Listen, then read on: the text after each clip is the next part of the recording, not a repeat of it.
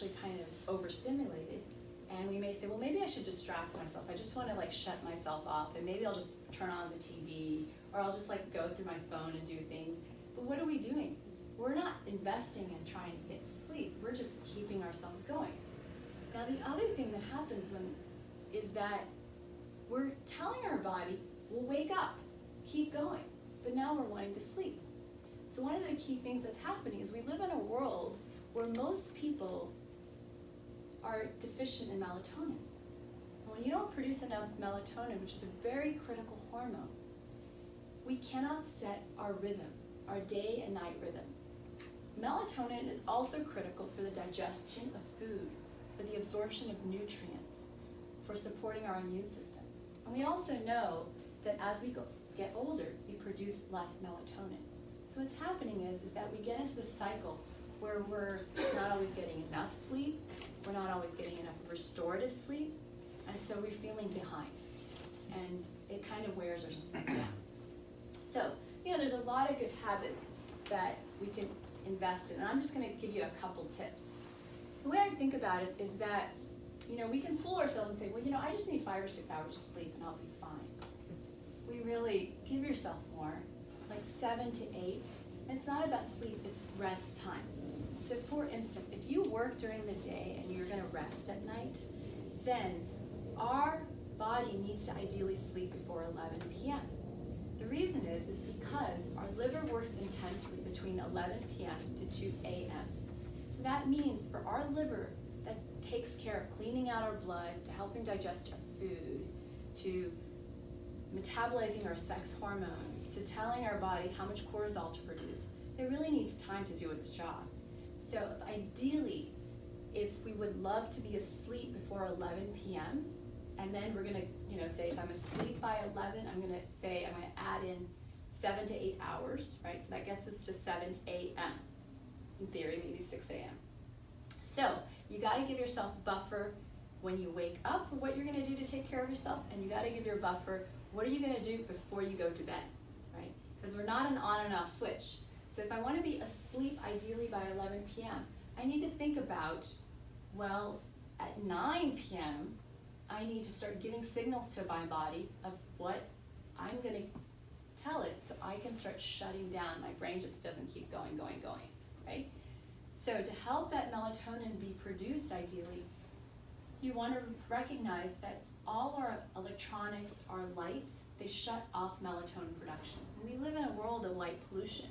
So if we're continuously engaging in that, we're shutting down that melatonin production, which is directly impacting our ability to digest food and our immune system.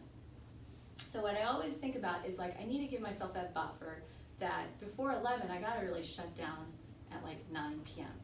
Now the other thing you wanna think about is that you don't really need a ton of food when you're getting ready to sleep. So it's very important to consider fasting at least 3 hours before bed, because your body needs time to process everything you've done. So ideally, it's really important to fast those 3 hours because it actually really helps support the immune system. So if you need to fast ideally 3 hours before bed, then that means the last meal of the day is our lightest meal of the day, not our heaviest, right? Mm-hmm. Then that means that, okay, so I gotta look at a clock and say, okay, I need to be asleep at 11, so I need to start unwinding at 9, and I need to have finished eating dinner by 8 or earlier, and dinner is light. So then the opposite means, let's say I wake up at 6 or 7 in the morning, right? Well, I need to then think about, I need to eat, before I walk out the door, and not just give myself coffee and other sweet things to wake myself up, because that's not what my body needs. So the key is that I need to be ahead of the game. I need to give myself water and food before I think I need it, because then I'm going to be able to be focused and I don't feel that deficit. Now, What did you say about the liver? I'm sorry. The liver works intensely between 11 p.m. to 2 a.m. and 11 a.m. to 2 p.m. So it's really important to invest in your self-care before that really important organ of your body has to do all of its work. So oftentimes though, let's say you're doing all that, but it's hard to shut off. I mean, we live in a world where there are way too many things that are distracting us, right? So sometimes we need a little helping hand. And so what I will recommend at times, because we also are finding people are becoming more and more melatonin deficient, and it's very critical for disease prevention and actually treating many diseases, is I'll actually recommend take a little bit of melatonin at least an hour and a half before bed. And my favorite version of melatonin is a powder version, so you can do it like a sleepy time tea, where you get in the ritual that when you're wide awake, let's say at 7:30, 8 o'clock, 8:30, you're drinking like warm water with a little tiny bit of melatonin, and you're not even thinking that you're ready to go to bed, but you're also creating a ritual so that you can get in the habit of like, okay, I'm drinking my warm tea, maybe I'll turn off the electronic gadgets, and I'll start getting my way to my room. So my favorite version of melatonin is Integrative Therapeutic Sleep Reset. The reason is that a full packet is 3 milligrams, and I never have anybody take the full packet. It's always a little tiny bit. And so you have melatonin, but you also have turmeric, which is a critical anti-inflammatory that we've all started to hear about for cardiovascular disease, arthritis, pain management. It also has 5-HTP, which is a precursor for serotonin. Serotonin is what makes you happy, and vitamin B6. So I use that little combination where you take a tiny bit of it in warm water and you make it part of your ritual. So what it does is it helps people to fall and stay asleep.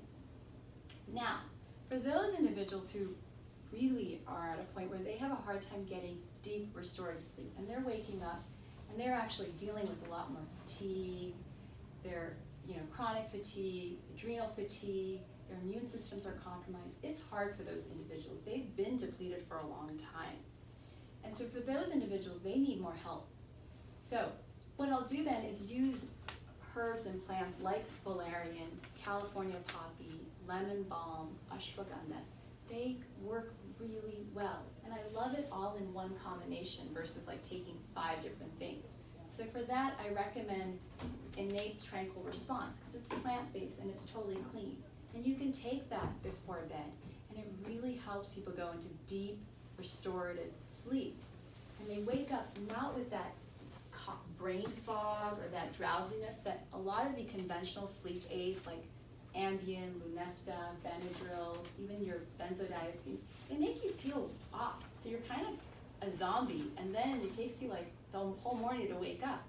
We can't afford to do that, because then we spend the later half of the day being wide awake, which means we can't sleep at night. So those are 2 things that work really, really well.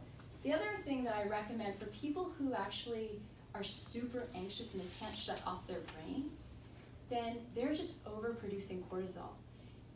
And cortisol is there to take care of us, right? But you can't overproduce it because you're on this like fight or flight reaction all the time. And so to help decrease cortisol, we use phosphatidylserine to help decrease. And we also use ashwagandha, which has been around for thousands of years in Asia and in Eastern medicine. It's a food. Like, so if you go to like Rainbow Grocery, you'll actually see ashwagandha, the root. So we use that to help decrease cortisol levels.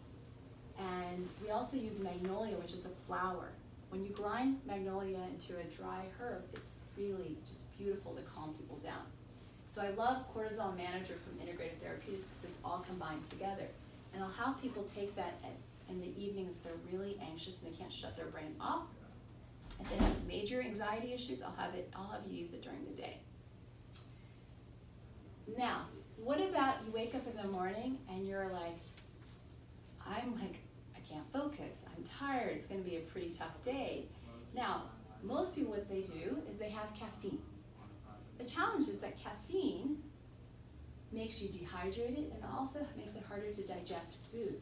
So the rule of thumb with caffeine is have it at least 2 hours after a meal, not like first thing in the morning. It's just gonna stress your whole system out. And so the natural caffeine version is maca, rhodiola. There's a whole bunch of stuff that I love in HPA Adapt because it really helps us stay focused on our game and we don't get that like buzz feeling and then drop down like caffeine does. Okay? So those are just some helping hands. Now, the next thing you want to think. Sorry, one question. Do we know any long-term effects of taking melatonin as a supplement? Melatonin is an essential hormone, so you need it. But It's not- taking it supplementally, does in the It's a long term, good do we thing. know if it reduces natural production? No.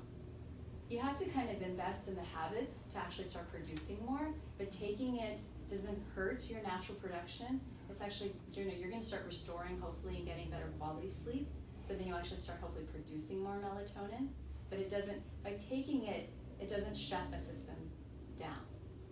It's kind of like, you hear a lot about vitamin D. You know, vitamin D is also a hormone. It's not so much a vitamin. So taking vitamin D in the right form does not actually shut down your own production, because it's a bit more complicated than that. So melatonin, vitamin D, they're actually really important for those who are just so deficit to help reset them. But it's not something you need to do chronically. It's just getting you where you need to go.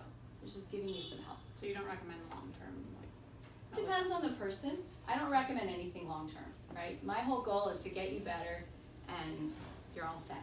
So I think for some people, they always need a helping hand because they kind of are those individuals, they just have a hard time shutting off, so they need it. But it's not something you have to do forever, or you have to do every day. Okay.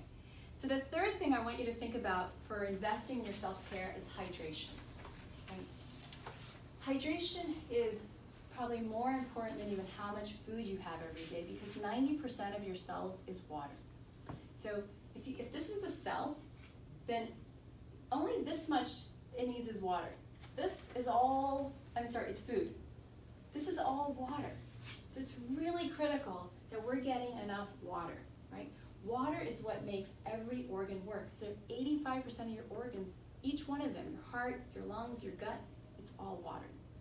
Water is what keeps your skin beautiful, your stomach working properly, your heart beating correctly so you don't have arrhythmias, to your breathing correctly so you don't feel like you're short of breath, to feeling really sharp and focused, to not having bad breath. And the key thing about water is it's not just about how much water you drink, it's about when do you drink water and what form. Because there's many people who'll say, I drink a lot of water and then I'm just in the bathroom all the time. That means that the water is not effectively going into those cells. So when you think about water is time it right, number one.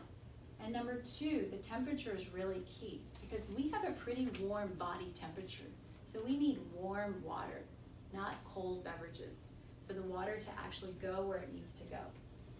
And so in terms of the key ways to think about timing when to drink water is, if you know that basically you're all mostly water, then give your body lots of water when you first wake up in the morning, because then you tell your body, I'm waking up. So wake up kidneys, wake up stomach, wake up colon, you gotta poo, I'm gonna start getting going, so give it water. So I always say drink at least 2 cups of water when you first wake up in the morning. And then you've gotta pause, because you gotta let that water get dispersed before you say, well, I'm gonna drink something else, and I'm gonna eat something else. And so you wait at least, if you can, 30 minutes, but if you can't, at least 15. And then you eat a little bit of food. Now the food naturally should have water in it, but you do not drink liquids when you eat, because when you drink liquids, you dilute out all the digestive enzymes. So you can't actually break that food down properly and absorb the nutrients, so your cells stay hungry. So instead, you drink lots of water to prep the system, then you eat a little bit of food after half an hour, and the food should naturally have water in it. You then pause for like a half an hour and then drink as much as you want, and you keep with that cycle. So what you're doing is you're staying on top of not getting super thirsty, not getting super hungry, and then taking action. You're ahead of the game. So your body can use that fuel for energy and you feel really calm. So the key is water, food, water, food.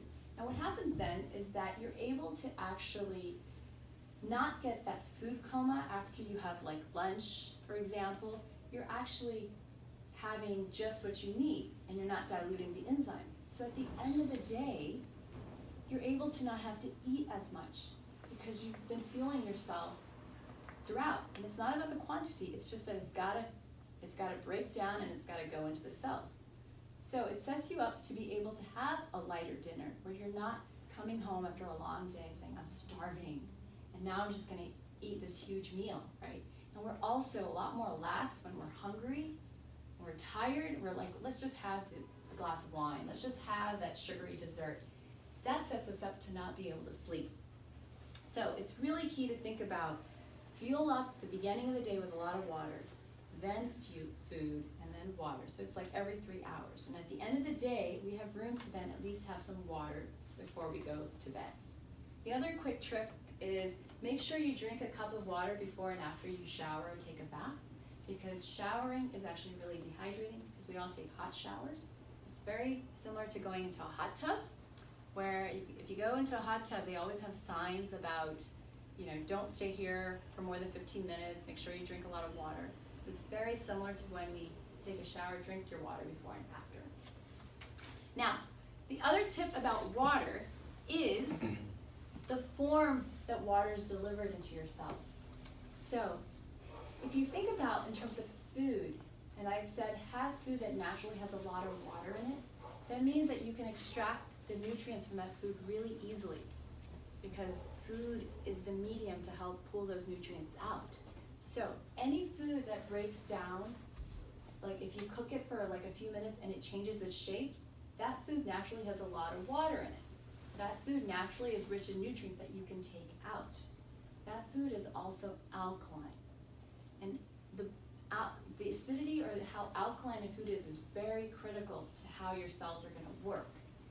So the reason is because every cell functions on a pH of 7.4. And so when foods are more alkaline, you get the energy you need, your cells are happy, and you keep going. On the other end, if a food doesn't have a lot of water in it, if it takes a long time to break down, it's actually very acidic. So if it's very acidic, your cells just say, nope, I'm not gonna let you in, and they shut down, and so we stay hungry. So the easiest way to think about it is the most alkaline food is all your green vegetables. If you cook them for a minute, they get soft and mushy, right? Beans, quinoa, millet, those ancient whole grains, they're full of water. On the opposite end of the spectrum are like alcohol, sugar, processed foods. They're just super, super acidic. Then you've got red meat, dairy, corn, burgers, bread, wheat, poultry, eggs, fish. There's no water in those foods. They're very dense. So what happens is that, I'm not saying don't have those things, but it's finding the right balance. Is that you need to have a diet that's 80% alkaline and 20% acidic. And your cells stay really happy. And they get the food they need and that you keep going on. So the key is just thinking about, how are you gonna get water into your cells? The next aspect of investing in your self-care is exercise. We know that exercise promotes the development of new brain cells. Just 30 minutes of being active a day helps us to sleep that much better, helps us to be more effective in our focus, our attitude. We also know now that cognitive decline is 22.5% higher in a person who's overweight, obese, suffering from diabetes, thyroid issues, to high blood pressure, cholesterol, arthritis. So just being active for like 150 minutes a week of moderate exercise to 75 minutes of really intense exercise literally changes our attitude, and we just feel happier and calmer, which then helps decrease our perception of stress. The last component of our self-care is our heart health. We live in a world where many of us are overtired, overstressed, and we really do have mineral and vitamin deficiencies. So in mindfulness-stress reduction, it helps us to tune in to our body's nutritional needs and how they are linked to our physical and mental state. I always believe that food is medicine, and that with food and how we care for ourselves, we may need some helping hands through supporting it through nutrition, like vitamins and minerals, and finding the right combination that's going to work best for you. Thank you.